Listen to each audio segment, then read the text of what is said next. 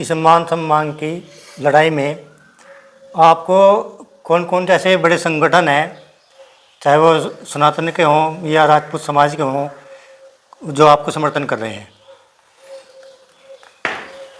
देखो, एक आपके माध्यम से मैं एक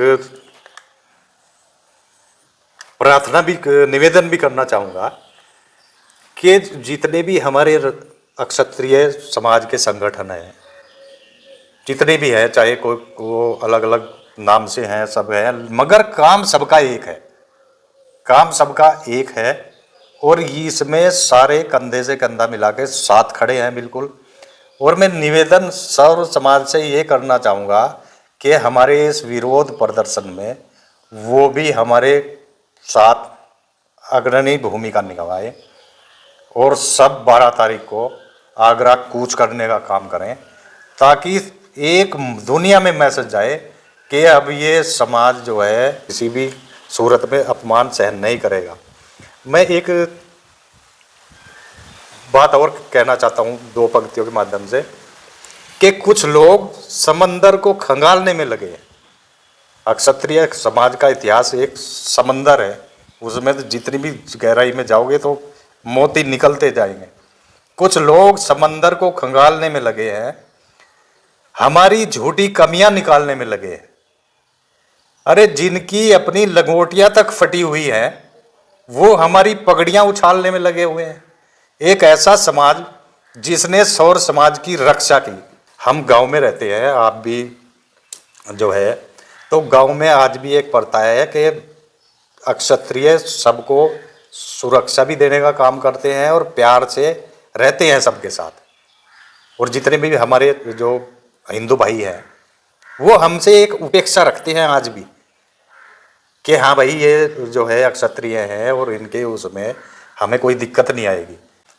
कुछ राजनीति के वशीभूत होके जो हमारी पगड़ी उछालने की कोशिश करेंगे, तो उन्हें मुंह तोड़ जवाब देने का काम सौर समाज करेगा। क्षत्रिय समाज तो तन मन धन से लगा हुआ ही है और इसे हमें समर्थन भी है। और हम आपके चैनल के माध्यम से ये निवेदन भी करना चाहते हैं कि हमारी इस लड़ाई में वो बढ़ चढ़ के हिस्सा लें। जो समाजवादी पार्टी के समर्थक थे जिन्होंने ऊपर से पत्थरबाजी की थी, उसमें उपेंद्र राणा, सनी सिंह और वीरू और भी अन्य काफ़ी करनी सैनिक थे जिनको चोटें आई थी, आप उनको क्या संदेश देना चाहेंगे?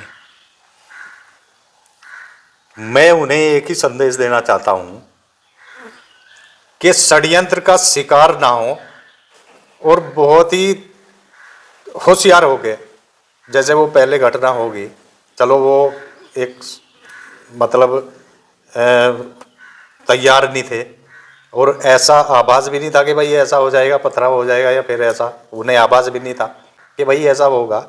लेकिन बहुत ही केयरफुल होके और विरोध प्रदर्शन लड़ने का काम करें और अपने आप को बचाते हुए, दूसरे किसी आम जनता को बचाते हुए विरोध प्रदर्शन करने का काम करें। प्रशासन द्वारा जो लोग चोटिल हुए हैं उनके ऊपर केस दर्ज किया गया है और जिन लोगों ने हमला किया है उन पर अभी तक किसी तरह कार्रवाई नहीं हुई है। ये कहाँ तक सही है? ये सरासर गलत है।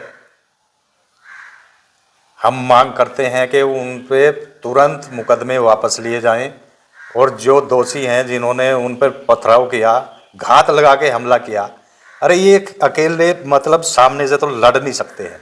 इतिहास देख लो उठाकर, कभी सामने से नहीं लड़े, पीठ पीछे से ही वार किया। और क्षत्रिय ने कभी पीठ पीछे से वार नहीं किया, वो सामने छाती पे वार करने के का काम किया और आज भी वही करते हैं। तो हम ये प्रशासन से मांग करते हैं, माननीय मुख्यमंत्री जी से, कि जितने भी ये उन पे मुकदमे दर्ज है या केस हुए हैं तो वो बिना शर्त वापस हों।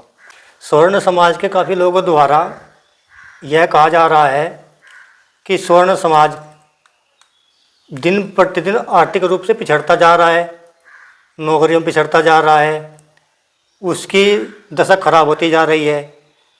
यह कहाँ तक सच है? देखिए वीरेंद्र जी, जो बात आपने कही है इसमें कहीं ना कहीं सच्चाई भी है, क्योंकि देश की स्वतंत्रता के बाद में बहुत सारे कानून ऐसे बने हैं, बहुत सारी सुविधाएं अन्य समाजों को इस प्रकार की दी गई है जिसमें स्वर्ण समाज पिछड़ रहा है। आज आप देखेंगे एक स्वर्ण समाज का बच्चा 90% अंक ला करके भी या 95% अंक ला करके भी MBBS में दाखला नहीं पा सकता नौकरी या अन्य प्रकार की नौकरियों में नहीं आ सकता, और एक तरफ दूसरे लोग, दूसरे समाज के बच्चे जो 40% या पासिंग मार्क्स पर ही प्राप्त करके ही नौकरी प्राप्त कर लेते हैं। स्वर्ण समाज को उस प्रकार की परिस्थितियों में समाधान खोजना पड़ेगा। जहाँ तक मेरे अक्षत्रिय समाज का सवाल है, मेरा जो अक्षत्रिय समाज है वो खेती बाड़ी पर डिपेंड है, और खेती बाड़ी के बारे में, कृषि के बारे में ये कहा जाता है कि किसान कर्ज में जन्म लेता है और कर्ज में ही मर जाता है। उसका कारण ये है कि कृषि की जो उत्पादन लागत है वो निरंतर बढ़ रही है, और जो हमारी कृषि उपज है उसका वो दाम नहीं मिल पाता है। इसलिए कृषि के साथ साथ हमारे समाज को अन्य छोटे छोटे कार्य करके अपनी आर्थिक स्थिति को सबल करना चाहिए। कोई छोटी दुकान करे, कोई छोटा अन्य व्यवसाय करे, तो साइड में खेती के साथ साथ भी अन्य व्यवसाय हमें खड़े करने पड़ेंगे, तब जा करके हमारा समाज आर्थिक रूप से सबल हो पाएगा। तो छोटे छोटे व्यवसाय खेती के साथ में हम खड़े करके तभी हम आज की परिस्थितियों में सफल हो सकते हैं। और देखो, जहाँ तक शिक्षा का सवाल है, शिक्षा व्यक्ति का व्यक्तित्व निर्माण करती है। ये नहीं कि हमने शिक्षा अच्छी प्राप्त कर ली और विभिन्न परिस्थितियों के कारण हमें नौकरी नहीं मिली, तो उसका कारण ये नहीं कि हम फेल हैं। शिक्षा से हमारे अंदर जो संस्कार हुए उनका प्रयोग करते हुए हम अन्य क्षेत्रों में आगे निकल सकते हैं। तो ये स्थितियां, परिस्थितियां हमारे समाज को विचार करने की आवश्यकता है और आगे निकलने की आवश्यकता है।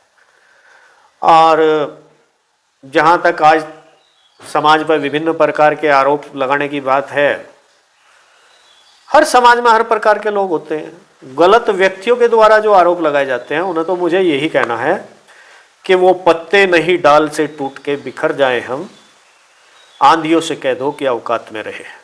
तो क्या आप सीधे तौर पे यह कहना चाहते हैं कि आरक्षण आर्थिक आधार पर होना चाहिए, ना कि जातिगत आधार पर? निश्चित रूप से हमारे पूर्व प्रधानमंत्री और हमारे समाज के अग्रसर स्वर्गीय ठाकुर चंद्रशेखर जी ने इसी चीज को बल देने का कार्य किया था कि आज की परिस्थितियों में आरक्षण का आधार आर्थिक होना चाहिए। अरे भैया, एक बात तो बताओ, आप पिछड़ी जातियों के नाम पे, दलित जातियों के नाम पे आप आरक्षण दे रहे, आरक्षण पाकर के एक व्यक्ति उनमें IAS IPS बन गया, IAS IPS बन गया, या राजनीतिक क्षेत्र में उच्च मुकाम उसने हासिल कर लिया, वो सांसद बन गया, वो विधायक बन गया, वो मंत्री बन गया, तो क्या वो फिर आर्थिक रूप से पिछड़ा है? वो आर्थिक रूप से पिछड़ा तो नहीं।